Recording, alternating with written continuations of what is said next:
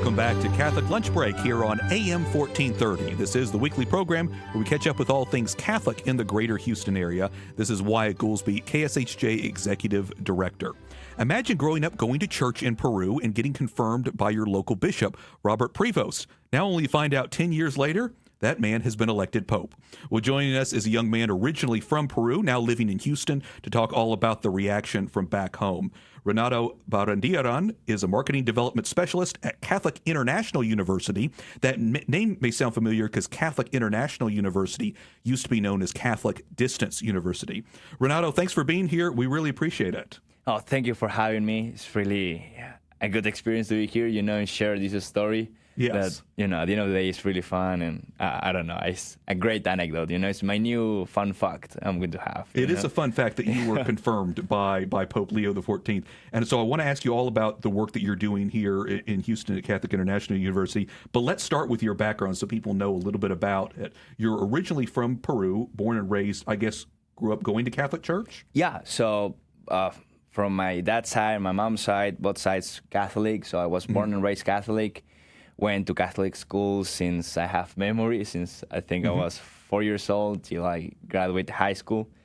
So my life, I've been in that environment, let's say. And I think, when I got confirmed, I didn't think about it. It's just like... Right, it's a normal thing. Your local bishop confirms you. Assuming you had gone to Catholic school, so you'd receive First Communion, did all that stuff. Yeah, just, now going to confirmation, right? Let's say the classic set of things that you will do through your life as a Catholic born and raised. Right. Like you start going to catechism, right, and then you will go for First Confession, First Communion, confirmation, and right. like. It's a big surprise. Very, very good. And so tell me the name of your diocese there in Peru. So we're from Chiclayo, at the north of Peru. We're basically next to a beach. It's a great city, always warm. Our winter, back in Peru, it's considered winter, but, next to Houston's winter is like... a little bit different. Yeah. A little bit different. So you were confirmed about 10 years ago now, so 2015. Yes. And... like I said, at that point, you're probably confirmed with a number of other people who your age group going through the process. Yeah, so I went to a Catholic high school, so what they always do is like the whole class gets confirmed at the same time. So it was just like, the same normal thing. Yeah. Very good. Yeah. And so, like I said, at the time, Bishop Robert Prevost was there. I'm guessing he had probably been there. I want to say, wouldn't he get there probably around 2014? So not, Yeah, so it was crazy, like the coincidence, because I think we were like in his first year confirmating in the diocese. Yeah, in that diocese where he was. Interesting. Yes. Yeah. So, like I said, the normal process of things, relatively new bishop doing that duty. Yeah, and not gonna lie, a lot of people were a little like, oh my gosh, because the bishop before him, he was there in that city for a long time. Like super long time.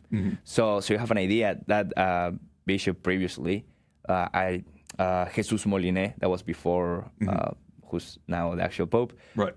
He was there for like 25 years. So he knew my parents when they were like my age, Okay. So a lot of people were like, oh my gosh, I'm going to get confirmed by the same bishop that confirmed my parents.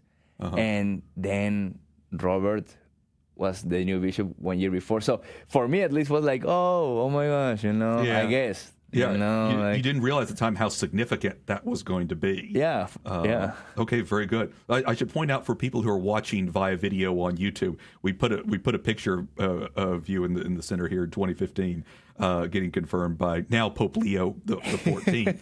I was going to say, but you're not the only one in your family and friends group who was also confirmed by him, right? You have brothers and sisters, anybody else? Yeah, that was also so confirmed? Me, my two brothers and my sister, I have like 3 more cousins. One of them was even his altar server during certain masses. Okay, very good. Yeah. So, so you all take the pictures, the normal confirmation, like I said, the normal thing. Yeah, when your mom takes the picture and just goes to the family album and you forget about it, Right, it's there. Like in the moment it happened in our family group chat, I was just like, me and my siblings were like, Mom, tell me please you didn't lose these pictures. Like, where are they? Where are they? So I imagine there was a lot of group chatter in May of because he kind of Pope Leo kind of came out of almost nowhere, right? Yeah. We weren't thinking. Yeah, the only moment where I saw him was not in the top 10, but it was in the top 10 American bishops. Okay, right. Yes, that was the only moment where I saw him, and I think it was like position 6, 7, or something like that. So it was a shock to all of us. Yeah, right. Yeah. So I imagine, like I said, when he walked out there in front of everybody, did you recognize him right away? It's like, wait a second. Oh, hold on. No, it's a fun anecdote because I was working. I work remote, right? And I was working, and then my girlfriend texted me like, "Hey, there's white smoke," and I was like, "I don't believe you," because at that point everybody will joke around like, "Hey guys," and then they're like, "Oh, it's not true," like whatever. Right. You don't know if it's really happening or not. And she was like, "I'm for real." And I'm like, oh, okay. So I open up in YouTube for something, to see the live transmission. Yeah. And then my parents called me. So it's white smoke. So I started, FaceTiming with them. And then we're waiting. They said they already had the Pope, right? So he's been in the how you call that room? I guess the crying room or something? The crying room. Yeah. Which, fun fact, he has been the Pope that took the longest, interesting. Before coming out. Yeah. So I can only imagine from his point of view, from the Pope's point of view, being in that room, putting on all the clothing and trying to process what had just happened. Yeah. So, I imagine that, when probably he didn't even vote for himself. I don't know. Right. Like I said, it wasn't the first thing people were going to pick. So yeah. Yeah. So you're FaceTiming at this point. Yeah, so I'm FaceTiming with my parents. You're like, okay, right? we're going to see who the new Pope is. Yeah, and I'm working, right? I love multitasking. So, and then the Protodeacon comes out, right? Like the guy that announced it, like, Habemus Papam, and then he says, basically saying formerly Cardinal Robert Francis Prevost, and I turn around to see the face with my parents, like, did he actually say that? That name sounds really familiar, It's almost surreal. What? Yeah, it's what are you talking about? Like, are you tricking me or something, And then he walks out, and I was like, it's for real him, like they are. It's your local bishop. It's they are not like, oh, psych. Right. They are not like, it's a joke. No, it's for real. It's for real. He walked out, and there was a lot of just when you have that positive silence, like what? They were like, what's going on, And then I started receiving phone calls of my friends from St. Thomas saying like, dude, they want to interview you, and we're like, why? Oh, because we said that you are from the same city, and I was like, what do you mean? Yeah, they are asking for you and whatever. And then everything just got crazy, Like my Instagram, all the social media, you will see people posting these pictures, and you will just slide. It will be pictures of him, everywhere. And it's insane now. Even restaurants are around the cathedral of my city, where he will usually do mass. There's pictures of him he got lunch in that exact table, So putting up photos. This is where the Pope ate. Yeah. This is the regular menu he will usually order, this is the Pope specials or something like that. Right.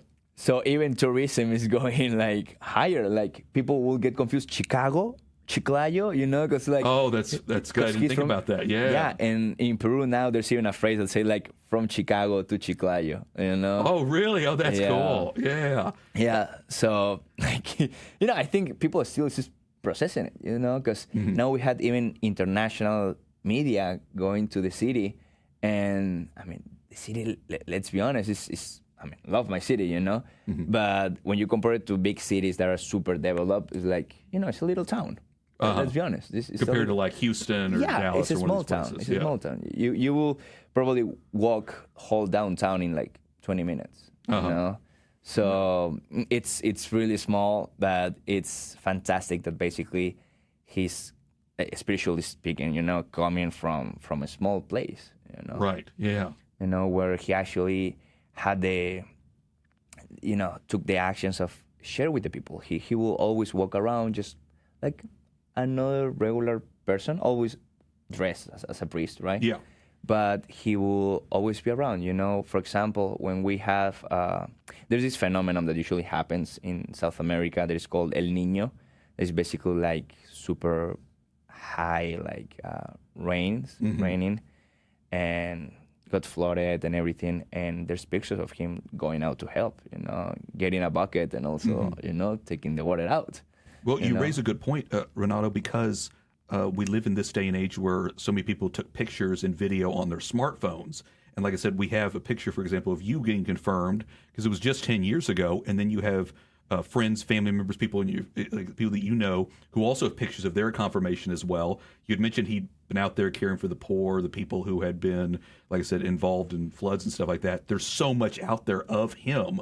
It's incredible to think now that we have access to all of those things, whereas maybe many decades ago, we wouldn't have all of that stuff of what the Pope might have done previously when he was a bishop. So it's incredible to think about how much is out there and then how much more is going to be out there probably in the years ahead. You had mentioned the fact that on social media, everybody was posting stuff, probably photos, people that it was probably everything that was in the depths of their phone that was kind of coming out. So I didn't even have the picture in my phone. Like I had, so your mom had. I was like, Mom, where is it? Like all my siblings were like, Mom, find it, please. Go find it. Yeah, that was her first task probably, was go finding all the photos. So credit her for finding them. Yeah, because you were showing me a thing in your phone. You have a bunch of them now.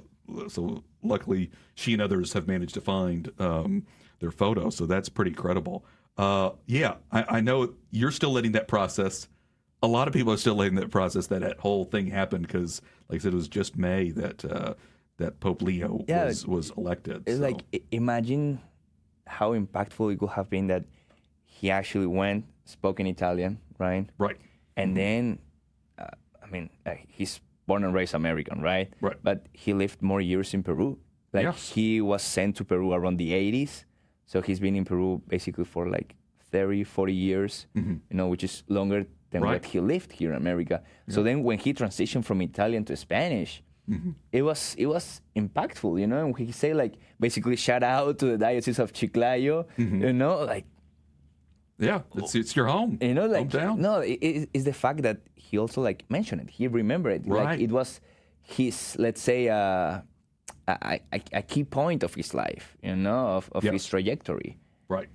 Absolutely. So we're all grateful, and it's really good. I bet like even had impact in a lot of, in the faith of different Catholics in my city, where maybe they even came back to a faith or something, because like they can see it as a, because usually we see the Pope as a so far away in a different state of the world, But now I think for a lot of these people, especially for small town people like me and others, it's just like, like he was your bishop. Yeah, it's a tangible connection. Yeah. Absolutely. Yeah, like it's attainable, Absolutely. And I will even dare to say kids who are growing up, seminaries who are growing up, like see it that, at the end of the day, God works in magnificent ways. And you never know who you're actually talking with. And, like... Absolutely. Like next to you could be a saint, and Amen. You never know. Amen. Good reminder we're all on that path to sainthood. Renatto, I want to get this before I run out of time here. You work at Catholic International University. You had got a Master of Business Administration from the University of St. Thomas. That's where you gave a shout out before. Tell me what Catholic International University is, just a brief overview. Yeah, so what we're doing is basically bring education to all the world. We reach every corner of the world, wherever they are, wherever they want to study, under Catholic values, So it's bringing the quality of the American education plus the virtue and values of a Catholic perspective. So every career we have, every program we have both of them together. And as I say, it's super international, it's universal, just like how Catholics are.